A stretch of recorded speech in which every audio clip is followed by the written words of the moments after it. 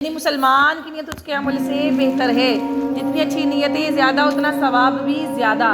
تو یہ نیت کر لیتے ہیں اللہ اور اس کے رسول عز وجل صلی اللہ تعالی علیہ وآلہ وسلم کی رضا حاصل کرنے کے لیے، علم دین حاصل کرنے کے لیے درس سنیں گی. جو کچھ سنیں گی اس پر عمل کی کوشش کریں گی. فرمان مصطفیٰ صلی اللہ تعالی علیہ وآلہ وسلم ہے، مجھ پر درود شریف پڑھو اللہ تم پر رحمت بھیجے گا. آقا کریم صلی اللہ تعالی علیہ وآلہ وسلم نے فرمایا، جب تم مرسلین پر درود پاک پڑھو تو مجھ پر بھی درود پڑھو، بے شک میں تمام جہانوں کے رب کا رسول ہوں. حضرت سیدنا جابر بن عبداللہ رضی اللہ تعالیٰ عنہ سے روایت ہے کہ رحمت عالمیان، سلطان دو جہان، شہنشاہ کون و مکان، حبیب رحمان عز و جل و صلی اللہ تعالی علیہ وآلہ وسلم کا فرمان ذیشان ہے، میری امت کو ماہ رمضان میں 5 چیزیں ایسی عطا کی گئی جو مجھ سے پہلے کسی نبی کو نہ ملی. 5 چیزیں ایسی عطا کی گئی جو مجھ سے پہلے کسی نبی کو نہ ملی. جب رمضان المبارک کی پہلی رات آتی ہے تو اللہ عز و جل ان کی طرف رحمت کی نظر فرماتا ہے، جس کی طرف اللہ عز و جل نظر رحمت فرمائے گا جسے کبھی عذاب نہ دے گا. اللہ عز و جل اس شخص پر نظر رحمت فرماتا ہے رمضان کی پہلی رات، اور جس کی طرف وہ نظر رحمت فرماتا ہے اس کو کبھی عذاب نہیں دے گا. تو یہ کس کی خصوصیت ہے؟ یہ آقا کریم صلی اللہ تعالی علیہ وسلم کی امت کی خصوصیت ہے. پھر فرماتے ہیں کہ شام کے وقت ان کے منہ کی بو جو بھوک کی وجہ سے ہوتی ہے اللہ تعالیٰ کے نزدیک مشک کی خوشبو سے بہتر ہے. فرشتے ہر رات اور دن ان کے لیے دعائیں مغفرت کرتے رہتے ہیں.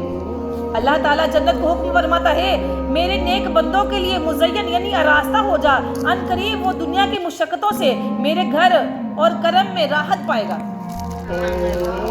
یعنی اللہ تعالیٰ جنت کو حکم دیتا ہے کہ میرا بندہ نا بڑی مشقت کر کے آ رہا ہے، اس نے میرے لیے روزہ رکھا، سارا دن اس نے بھوک بھی برداشت کی، اس نے پیاس بھی برداشت کی. اب جنت کو مزین کہہ رہا ہے کہ وہ بڑی مشقتیں کر کے آ رہا ہے تو یہاں اس کو آرام دینا، آرام پانے آ رہا ہے. میٹھی میٹھی شامانو، جب ماہ رمضان کی آخری رات آتی ہے تو اللہ عز و جل سب کی مغفرت فرما دیتا ہے. قوم میں سے ایک شخص نے کھڑے ہو کر عرض کی، یا رسول اللہ صلی اللہ تعالی علیہ وآلہ وسلم، کیا یہ لیلۃ القدر ہے؟ ارشاد فرمایا، نہیں. کیا تم نہیں دیکھتے کہ مزدور جب اپنے کاموں سے فارغ ہو جاتے ہیں تو انہیں اجرت دی جاتی ہے؟ جب مزدور کو کام کرنے والا کام کرتا ہے نا، جب وہ جیسے کسی نے سیلری کا کیا ہو کہ بھائی منتھ پورا ہو جائے گا تمہیں سیلری ملے گی، جب اس کا منتھ پورا ہو جاتا ہے نا، یکم کسی نے کہنا ہے یکم کو سیلری ملے گی، کسی نے کہنا 10 کو ملے گی، تو اس کو پتہ ہے میری مزدوری پوری ہو گیا، مجھے مزدوری مل جاتی ہے. تو میں قربان جاؤں، اللہ فرماتا ہے کہ انہوں نے نا پورا محنت کی ہے، اب ان کو مزدوری دینی ہے میں نے. تو اللہ فرماتا ہے کہ جب رمضان کی آخری رات آئے گی نا تو میں نے سب کی مغفرت کر دینی.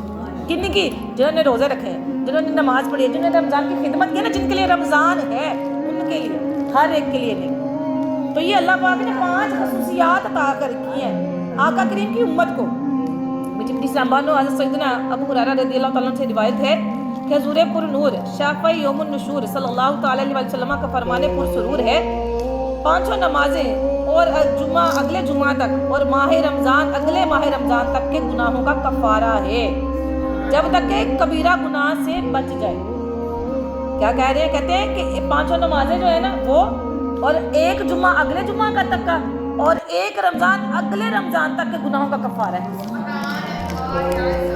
تو دیکھیں اگر ثواب اتنا ہے نا، نیکی کرنے کا ثواب اتنا ہے، تو یہ دیکھیں کہ اس میں گناہ کا وبال کتنا ہوگا. تو یہ نیکیوں میں گزارے اس کو، زندگی نہیں رہتی. رمضان آتا رہنا ہے، ہم نے نہیں ہونا، تو اس لیے اس کی خدمت کریں، اس کی خدمت کریں جتنی ہو سکتی ہے، اس کی خدمت کریں. اور اپنے آپ کو نا، اللہ تعالیٰ کی رحمت تو کہہ رہی ہے نا آؤ میری طرف. دیکھیں ابھی رمضان کا پہلا دن ہے، ابھی وہ شروع ہوا ہے، تو اللہ فرما رہا ہے کہ آؤ میری رحمت کی طرف، آؤ میں بخشوں گا تمہیں. یکم رمضان سے لے کر آخری رمضان تک خصوصی تجلی فرما رہا ہے، اور فرماتا ہے کہ اب میرے سے دعا مانگو گے نا، کیوں؟ کیونکہ روزہ تم نے میرے لیے رکھا ہے. باقی عبادات کرو گے نا اس میں دکھاوا آئے گا، اس میں مشقتیں آئیں گی.